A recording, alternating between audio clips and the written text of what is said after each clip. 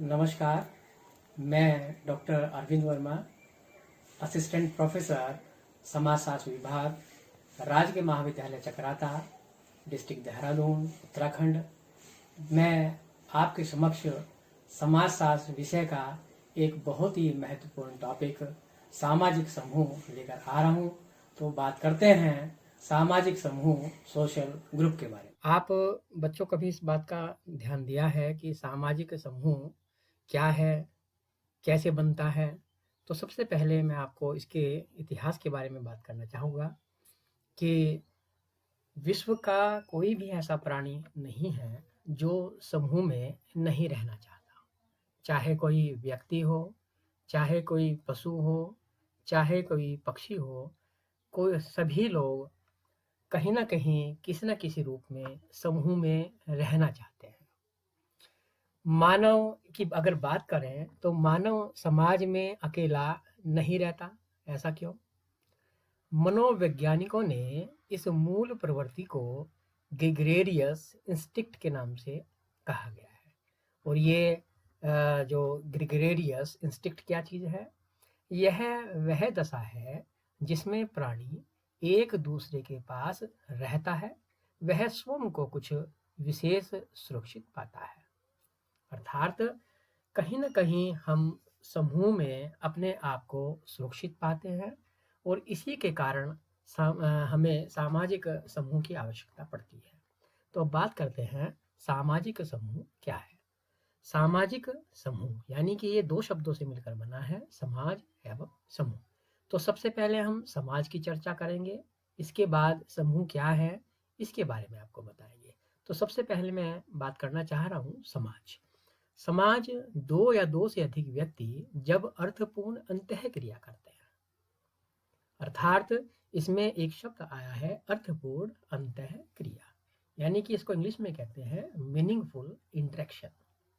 Meaningful interaction क्या है?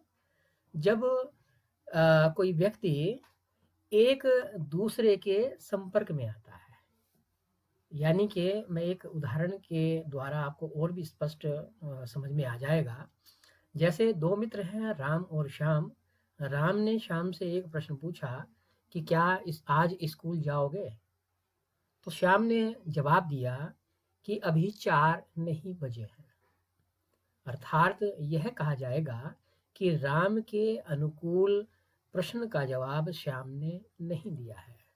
अर्थात इनके बीच में अर्थपूर्ण अंतःक्रिया नहीं हुई, और जब अर्थपूर्ण अंतःक्रिया नहीं होगी तो वहां पर समाज नहीं बनेगा।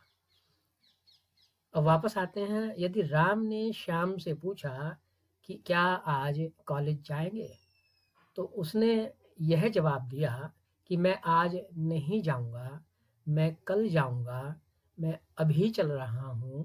तो ये सब क्या था कि जो राम ने प्रश्न पूछा उसके अनुकूल जवाब था। अर्थात इन दोनों के बीच में अर्थपूर्ण अंतःक्रिया हो गई है, अर्थात दोनों के बीच में एक समाज का निर्माण हो गया है। तब हम बताते हैं, गिलिन ने कल्चरल सोशियोलॉजी अपनी पुस्तक में बताया है कि जब दो या दो से अधिक व्यक्ति अर्थपूर्ण अंतःक्रिया करते हैं तब एक समाज का निर्माण होता है। अब बात करते हैं समूह की। समूह क्या है? जब दो या दो से अधिक व्यक्ति एक साथ इकट्ठा होते हैं, यानी कि दो या दो से अधिक व्यक्तियों का एकत्रीकरण। आप सभी जानते होंगे, जब दो या दो से अधिक व्यक्ति होते हैं एक साथ इकट्ठा है तो एक ग्रुप बन जाता है, एक समूह का निर्माण हो जाता है।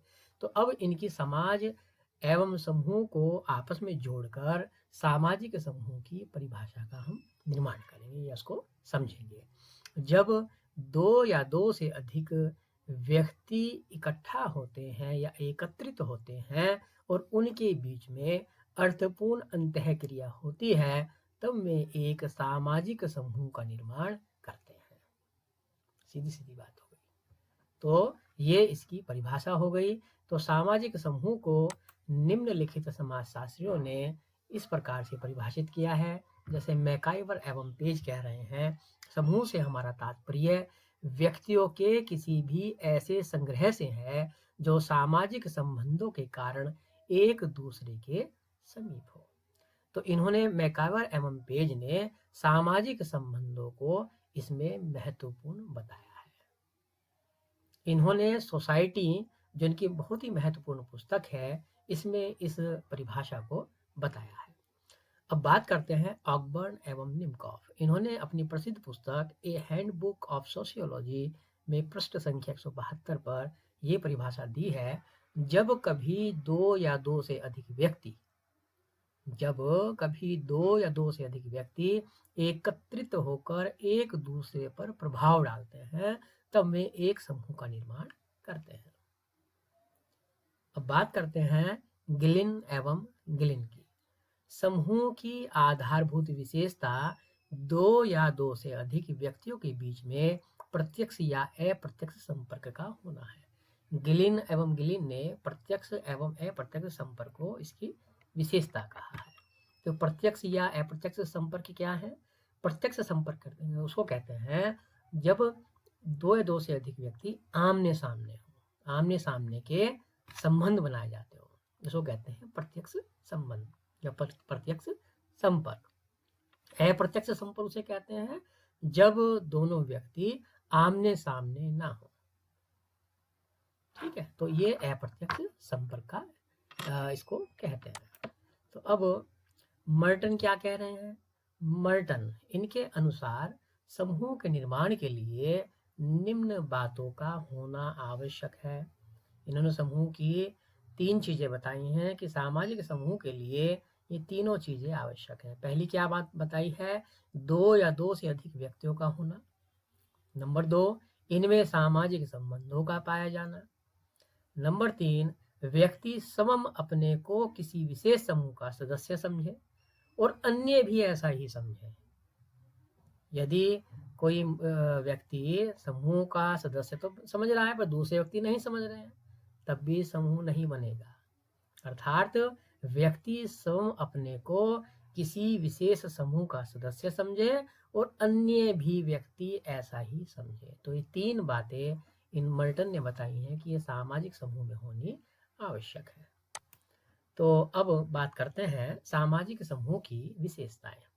तो विशेषताएं में सबसे पहले हम बात करेंगे व्यक्तियों का एकत्रीकरण। अर्थात व्यक्तियों का एकत्रीकरण किसे कहते हैं? एकत्रीकरण कहते हैं व्यक्तियों का इकट्ठा होना। ठीक है, जब व्यक्ति किसी न किसी विशेष उद्देश्य के लिए या आवश्यकता पूर्ति के लिए एक साथ एकत्रित होते हैं, तब एक समूह का निर्माण करते हैं। अर्थात व्यक्तियों का एकत्रीकरण होना सामाजिक समूह की सबसे बड़ी विशेषता है, प्रमुख विशेषता है। अब दूसरा पॉइंट है प्रत्यक्ष या अप्रत्यक्ष संबंध। प्रत्यक्ष या अप्रत्यक्ष संबंध मैंने आपको पहले परिभाषा में भी बताया था कि प्रत्यक्ष संबंध उसे कहते हैं जिसमें व्यक्ति का आमने सामने का संबंध पाया जाता है। जैसे भाई का बहन के साथ, पति का पत्नी के साथ, पिता का पुत्र के साथ, पिता का पुत्री के साथ, ये सभी संबंध क्या कहलाए जाते हैं? प्रत्यक्ष संबंध कहलाते हैं। और अप्रत्यक्ष संबंध जो आमने सामने के प्रत्यक्ष संबंध नहीं होते। जैसे एक डॉक्टर का अपने पेशेंट के साथ या मरीज के साथ संबंध, एक गुरु का अपने शिष्य के साथ संबंध, ये संबंध क्या है? अप्रत्यक्ष संबंध की श्रेणी में आते हैं। अब बात करते हैं तीसरे पॉइंट की तरफ, कार्य विभाजन। सामाजिक समूह के समस्त सदस्यों के बीच में एक कार्य विभाजन होता है। यानी कि जो भी समूह का सदस्य है उसके कार्य जो हैं, सभी कार्यों का विभाजन या श्रम विभाजन कह सकते हैं। सभी सदस्यों को कोई ना कोई कार्य इस समूह में दिया गया है। नेक्स्ट है ऐच्छिक सदस्यता। सामाजिक समूह में ऐच्छिक सदस्यता पाई जाती है, यानी कि कोई भी व्यक्ति किसी भी समूह की सदस्यता ग्रहण कर सकता है। वो उसकी इच्छा पर निर्भर है। वो कभी भी किसी भी समूह के सदस्य को छोड़ सकता है, किसी भी समूह के सदस्य को ग्रहण कर सकता है, यानी कि इसकी ऐच्छिक सदस्यता पाई जाती है। निश्चित संरचना, यानी क्या जो इसका स्ट्रक्चर होता है सामाजिक समूह का, वो निश्चित होता है, यानी कि इसकी संख्याएं निश्चित होती हैं। उससे अधिक इसकी संरचना में कोई भी व्यक्ति इसमें सदस्य नहीं बन सकता, अर्थात समूह की सदस्यता निश्चित होती है, संरचना निश्चित होती है। समझौता होना जो संघर्ष को रोकता है, यानी कि किसी भी सामाजिक समूह के सदस्यों में एक इस प्रकार का समझौता होता है या इस प्रकार का कार्य विभाजन होता है जो उनको आपस में संघर्षों को रोक देता है। यानी कि सामाजिक समूह में एकता की भावना पाई जाती है, सहयोग की भावना पाई जाती है, और उस समूह में व्यक्तियों को इस प्रकार के कार्य विभाजन दे दिया जाता है जो उनमें आपस में संघर्ष को रोक देता है। ये भी एक बहुत बड़ी विशेषता होती है। परस्पर जागरूकता, यानी कि प्रत्येक समूह के जो सदस्य हैं उनके बीच में परस्पर जागरूकता, आपस में जागरूकता अत्यधिक पाई जाती है।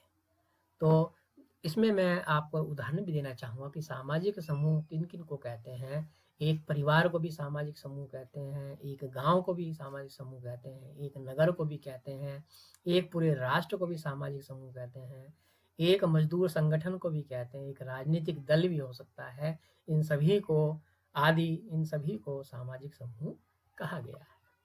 अब बात करते हैं सामाजिक समूहों का वर्गीकरण। इसको वर्गीकरण कई भागों में इसको बांटा गया है। तो सबसे पहले हम बताएंगे सदस्यों की संख्या के आधार पर वर्गीकरण। तो सदस्यों की संख्या के आधार पर जो वर्गीकरण है वो दो प्रकार का होता है। इसमें दो प्रकार के समूह पाए जाते हैं, छोटा समूह एवं बड़ा समूह। छोटा समूह उसे कहा गया है जिसमें सदस्यों की संख्या कम होती है, 10, 20, हद से हद 50, तो उसको हम छोटा समूह कहेंगे। जैसे परिवार, खेल समूह, पड़ोस आदि। बड़ा समूह में जिनमें सदस्यों की संख्या हजारों लाखों तक होती है, जैसे राज्य या कोई राष्ट्र। ये इसका एक उदाहरण है। अब बात करते हैं औपचारिकता के आधार पर, on the basis of formality.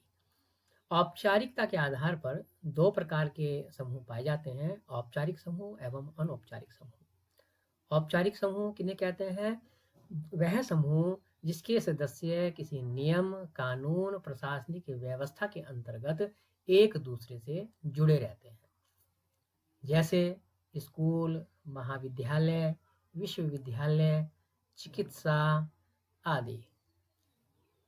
चिकित्सालय, हॉस्पिटल आदि। अनौपचारिक समूह उन समूहों को कहा जाता है जिसमें सदस्य एक दूसरे से व्यवहारों के कारण, धर्म के कारण, विश्वास के कारण, परंपराओं के कारण जुड़े रहते हैं, जैसे परिवार के सदस्य, किसी समुदाय के सदस्य आदि। स्थायित्व के आधार पर, on the basis of stability, ये भी दो प्रकार का इनका वर्गीकरण किया गया है। नंबर एक स्थिर समूह और दूसरा अस्थिर समूह। स्थिर समूह किसे कहा गया है? जो समूह सार्वभौमिक प्रवृत्ति के होते हैं, अर्थात जिनकी आवश्यकता सदैव बनी रहती है, उन्हें स्थिर समूह कहते हैं। किस चीज की आवश्यकता बनी रहती है? मैंने एक शब्द बताया इसमें, सार्वभौमिक प्रवृत्ति, यानी कि सार्वभौमिक क्या चीज होती है? जो विश्व में सभी समाजों में पाया जाता हो। कोई सा भी समाज हो विश्व का, सभी में ही पाया जाता है। जैसे मैंने आपको उदाहरण दिया, परिवार, विश्व का कोई सा भी हिस्सा ले लीजिए, परिवार हमेशा पाया जाएगा। किसी न किसी उसका रूप चेंज हो सकता है, परंतु परिवार किसी न किसी रूप में प्रत्येक देश में, प्रत्येक विश्व के हिस्से में पाया जाता है। ऐसे नातेदार, रिश्तेदार, ये सभी चीजें सभी जगह पाई जाती हैं। इसलिए इसमें सार्वभौमिकता की प्रवृत्ति होती है, सार्वभौमिकता का गुण इसमें पाया जाता है। अस्थिर समूह किसे कहते हैं? जो समूह थोड़े समय के लिए बनते हैं और वे फिर बिखर जाते हैं, वे अस्थिर समूह कहलाते हैं। जैसे भीड़ का क्यों कहा? कि कुछ समय के लिए कुछ लोग इकट्ठा होते हैं, जैसे ही वो लक्ष्य उनका समाप्त हो जाता है, उद्देश्य समाप्त हो जाता है, सभी लोग अपने अपने गंतव्य को वापस चले जाते हैं। इसलिए भीड़ का सबसे उपयुक्त इसमें उदाहरण बताया गया है। सामाजिक संबंधों के आधार पर वर्गीकरण। सामाजिक संबंधों के आधार पर वर्गीकरण दो प्रकार से किया गया है, प्राथमिक समूह और द्वितीयक समूह। प्राथमिक समूह जिसमें आमने सामने के घनिष्ठ संबंध पाए जाते हैं, यानी कि उसमें घनिष्ठता भी पाई जाती है और सहयोग भी बहुत ज़्यादा पाया जाता है, जैसे पड़ोसी, मित्र, परिवार आदि। ये सबसे अच्छे इसके उदाहरण हैं प्राथमिक समूह के। द्वितीयक समूह जिनमें अप्रत्यक्ष संबंध पाए जाते हैं, जैसे अध्यापक एवं छात्र के बीच पाया जाने वाला संबंध, चिकित्सक एवं मरीज के बीच पाया जाने वाला संबंध, ये सभी द्वितीयक समूह के उदाहरण हैं। इसके अलावा एक संदर्भ समूह है। समाजशास्त्र में मर्टन ने सर्वप्रथम इस अवधारणा का प्रतिपादन किया। उन्होंने संदर्भ समूह को इस प्रकार से परिभाषित किया कि जब व्यक्ति सदस्य तो एक समूह का रहता है, परंतु वह दूसरे समूह का सदस्य बनने की इच्छा रखता है, तो दूसरा समूह उसके लिए संदर्भ समूह होगा। इसका मैं एक छोटा सा उदाहरण आपको देना चाहूँगा कि यदि किसी कार्यालय में कोई सहायक लिपिक है, तो वह कुछ समय बाद प्रवर सहायक हो जाएगा। तो क्या करता है कि वो अपने आप को प्रवर सहायक के रूप में ढाल लेता है, वैसा ही व्यवहार करने का प्रयत्न करता है, ऐसा ही रहने का प्रयत्न करता है। तो वह उसके लिए, यानी कि सहायक जो लिपिक है उसके लिए प्रवर सहायक का जो पद है वह समूह उसका संदर्भ समूह कहलाएगा। तो ये मैंने आपको इस उदाहरण के लिए आपको बताया है। तो मैं समझता हूँ कि आपको सामाजिक समूह किसे कहते हैं, इसकी परिभाषा, इसकी प्रमुख विशेषताएं और साथ ही हमने इनको का जो वर्गीकरण किया है वो आपको अवश्य समझ में आ गया होगा। तो अब आगे के लिए मैं आपसे विदा लेता हूँ। धन्यवाद।